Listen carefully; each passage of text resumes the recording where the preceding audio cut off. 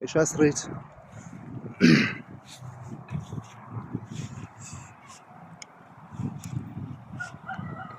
Alright, sila ekhaya eMgababa kwabekwa usisi wami lo uNomusa ufika namaphoyisa aseMkhomazi. Indlela akhohlakele ngayo.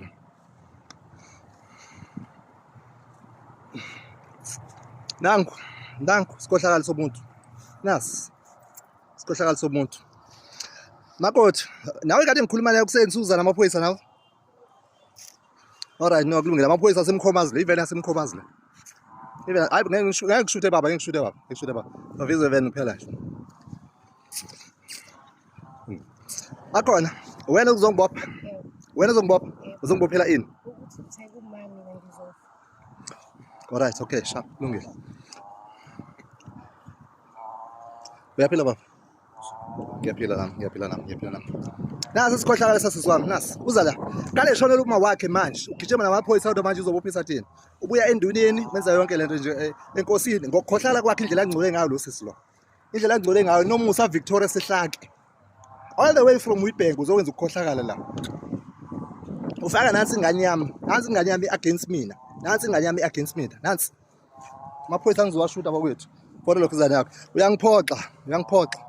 Ngoba awufunanga kuza kimi. Ngikhuluma nawe awufuni ukuzokhuluma nami. Kodwa wenze njani? Usugijima labantu. Alright, that's fine. Kulungile, it's okay.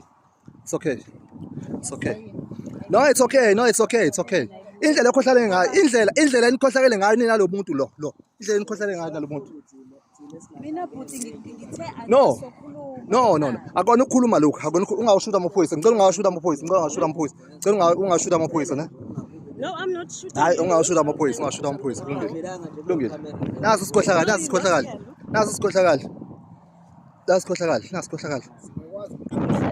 Uzofa. Why is are you lying? Zakhuluma nani la? Uthengiwe for mama uxoxe. No, bafethu nisifica thina singekho ready for the because everybody lo lesikhohlakala lesi lalela mfowethu. Lo kade kugcotshwa uma wakhe ngomgcibelo. Akangcwabanga uma wakhe lesikhohlakala sigcwabanga unina lesi indlela yakhohlakele ngayo. Ama-documents. Lalela. Ngifitha ama-documents. Ukebeza. Ama-documents. Why uxoxa sisindini? Hayi ukhohlakele wena.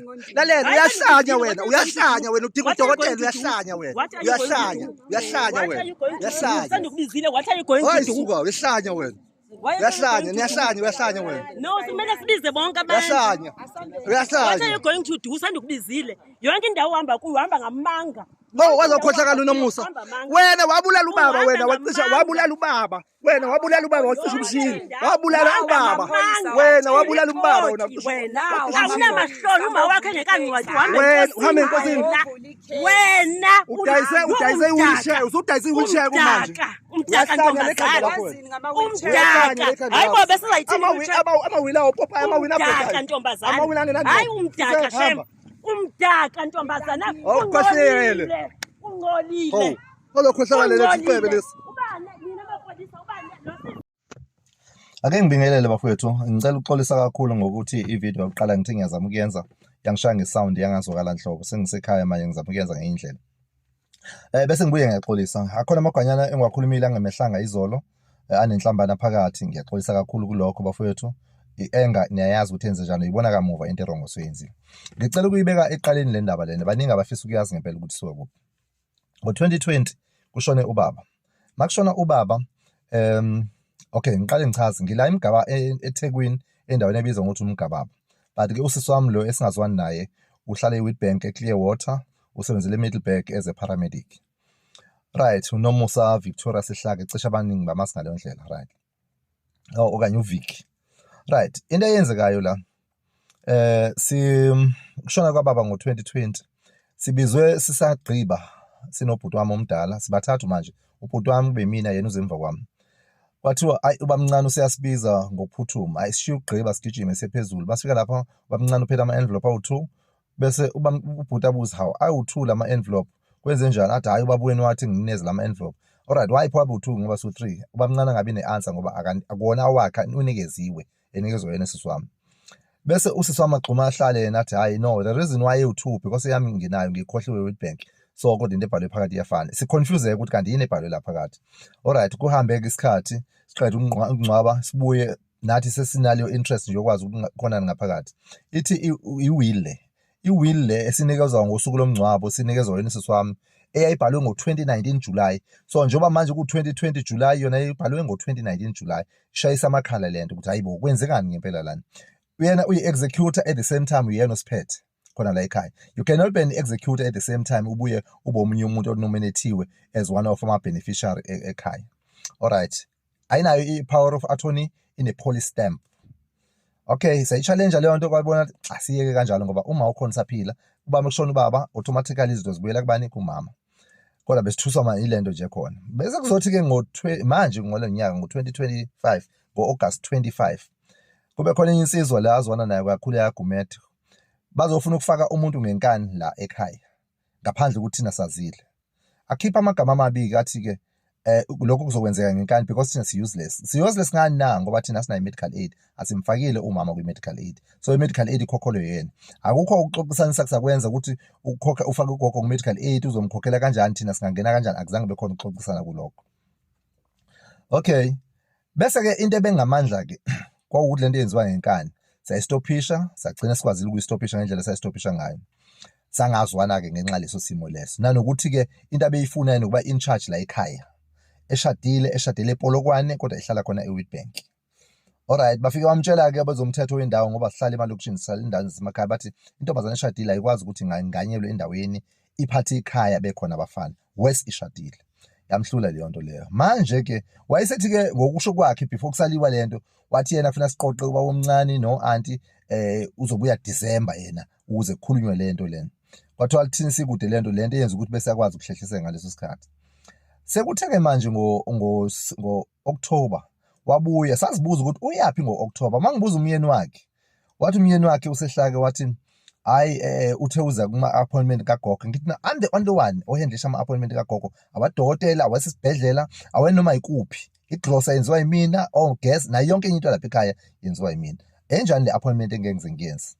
Mase sizwa kamuva kanti bezokwenza i-will ngoba wamthatha ugogo ngomhla ka-22 October wahamba naye wabuya nentambama ngekhathi zabo 3. Uthatha lo mntwana-ke lo ebengikhuluma naye lo umntana wami kahle kahle umntwana ozalo brother wami owasweleka so usengaphansi kwami. Since isibongo sakhe engayena ubekwa kusehlake yena. So ubona ukuthi ngcono asebenzise lo mntwana owubekwa ukuze akwazi ukwenza inhloso zakhe ngokufaka lo mntwana lo. Umntwana-ke naye wahungeka ngendlela ahungeke ngayo esingazi kanjani. Umama womntwana ngike ngambiza kaningi ngezinto ezenziwa umntwana lapho because umntwana akahlali la full time iyafika ahambe. So umama ubazi ukuthi umntwana uyasebenza la umntwana asebenzi. Ngamtshela leyo nto yamphatha kabuhlungu. But ngithukile izolo mayisekwazi ukufika la ngoba naku izolo ngimfonelile izolo ekseni. Ngimfonela ngimtshela indaba ukuthi uyadingeka enduneni for ukukhuluma lezi zinto lezi. Ngingaze nje ngikhohle naku okunye kubalekile. Umama besimngcwaba ngomgqibelo lo odlule wangomhla ka-22 23 ngomhlaba ngomgqibelo ngomhla ka-29 besimngcwaba ngomhla 29. Kodwa usisi wami nge-Tuesday before lo mgqibelo bese buye enkosini esehambisa i-will entsha eseyifakwe lo akhona ukuthi sekuyena sekufanele aphathe le ekhaya leli. Okuyikona kusiphazamise ngempela-ke.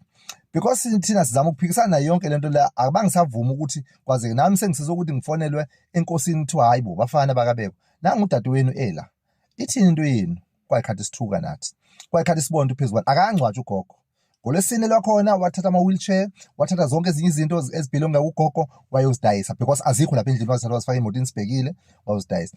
Right, ngizwile abanye abasebenza naye lapha bathi kunemali anikezwe yona yokuthi umuntu mayefile especially mayefele umzali anikezwe yona. Bafowethu asitholanga ngisho isenti le voucher noma igross whatever akho gross afike nayo akakhiphanga ngisho 2 rand ke kweyakhe imali ke ukuze kungcwatshwe uma wakhe. Mina nobhuti wami esingcwabe umama sasaqeda simcelile kwi-meeting ugogo eshone ngomgqibelo kamhla 22 ukuthi alright sicela sibe ne-meeting sokuxoxa lezi zinto wathi yena akabhilongi ngabekwa yena so asiqhubeke ne-meeting.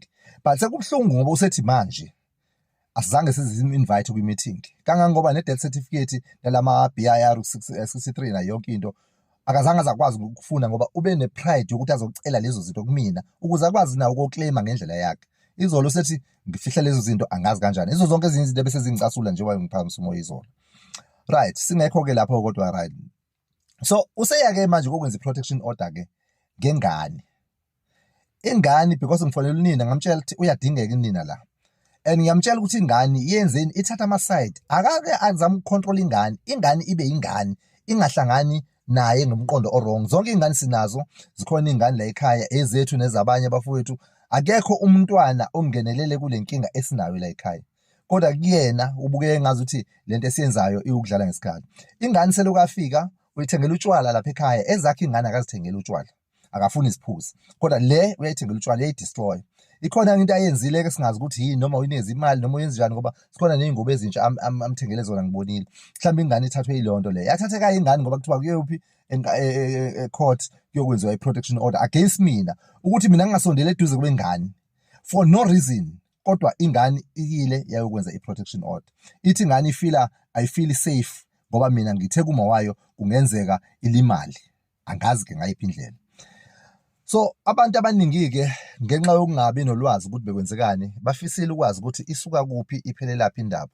Ngiyacabanga ukuthi le summarize engiyenze la yenza kube easy kuyo yonke into umuntu akwazi uku-understanda ukuthi kwenzekalani.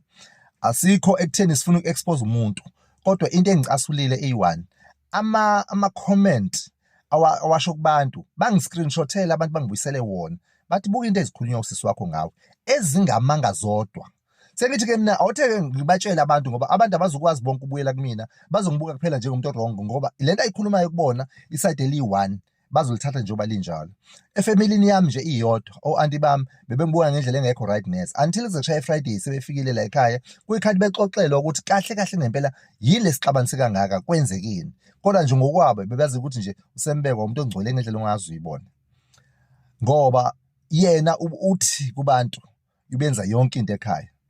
Ngeke ungitshele ukuthi uzohamba bese Witbank from January ukuze kushaya uDisemba ubuye kanye ngoDisemba bese ungitshela ukuthi ngaleyo medical aid wena sowenza yonke into. Uhleli naye ubaba mina uzwashona, ubaba ehanjiswa yimina, egijinyiswa yimina yonke indawo. Same thing eyenzeka nangimama, umama ungifele ezandleni zami ngoba ubehanjiswa yimina kuyo yonke into. Okunye ungicasula ukudlula yonke enye into, ngasikhathi kufika imessage yokuthi umama ushonile, bengingekho sigcwaba omunye usisi wakhona la ekhaya ozalo baba omdala enyavini ehlokozi. Sathola i-call endleleni sibuye, but ukhipha amagama amabo ukuthi athi mina ngicisha umshini. Ngikuphi? Because mina ngasho ukuthi yena ucisha umshini kababa lo ngempela awucisha ngempela umshini, because into eyenzeka akakwazanga ukusitshela ukuthi uye esibhedlela asambe sonke sokwazi ucisha umshini ukuze ubaba akhululeke. Kodwa wahamba esibhedlela ngayizolo koLesihlanu, wabuya wacomplaina ngokuthi odokotela sebemane bedla imali yakhe kuphela i-medical aid, and then ngakusasa wayesibhedlela kwathi ngabo 10 wayisifonela wathi umkhulu seshonile. Asifonelwa isibhedlela, sifonelwa yena. Why isibhedlela silinde kuze kufike yena kanti isibhedlela sifona ngisho ngo 3 ekseni? Ilawa ama-accusation mina engaba nawo kuyena abangakwazi ukungiphendula kuwona. Bafowethu, okunye nokunye mhlambe ngicabanga ukuthi ngiqedile ngokuphawula manje. Angisiyo umuntu ongena kakhulu nami ku-TikTok ukuze ngikwazi ukubona ama-comment ngasonke isikhathi, kodwa senginje awuthi ngizama ukuyifaka lento le nikwazi ukuyibona nabafisa ukwazi ukuthi kwenzekani ngempela. Ngizwile nomunye Phawula nendlela yosihluka nawe emsebenzini, ngingamvumela ngoba angifuni uqamanga. Into ayenza la kuthina sizalana naye, angenza noma yini usisi wami the way engibona ngakhona. Nanokuzivikela-ke nami makhonto eyenzekayo kwazeke ukuthi angikho safe ngenxa yakhe. Ngiyabonga. Hello Mzansi, welcome to Mgosi waseMzansi. Kune-video lesekhulethako lapha enkundleni yokuxhumana yababe who is exposing sis wakhe of the unthinkable. Upostile lapha ku-TikTok akhuluma story sakhe lokushiya abantu abaningi kakhulu basho ukuthi hayibo uzalwa nemthakathi impela, because what is this, what is she doing? Njengoba sivile baba sicocela story sakhe ngokuthi kwendakalani lapha ekhaya kubo. Kwendakalani labanye abantu they even said ukuthi cha uyafana nje nasesi wakho na Rosemary, because yini lento la indako. But some were saying ukuthi there are two sides to every story. Nyalo thina silalela story salo babelula sishela kona, but asimlalelanga sisi sakhe story, because nalona makaqhamuka kutshela indzaba ukutshela hlobisele side like indelo lomnye umuntu ngazuthi umuntu omubi, but nalo masakade ukutshela na story sakhe, then you will see ukuthi hayibo kahle kahle there are three sides to every story. Yalo the side lalo body le side lasesi wakhe and the truth. Awucommente wena lapho mbukele ekhaya ukuthi uqabanga ngaloku lokuqetha ukubona kule video naloku lokushiwo ngulobabe. Please do comment what you think below down on the comment section. Subscribe, like the video, share the video. Mina nawe siyobonana kulenye lentsha letake video. I'm signing out. Goodbye.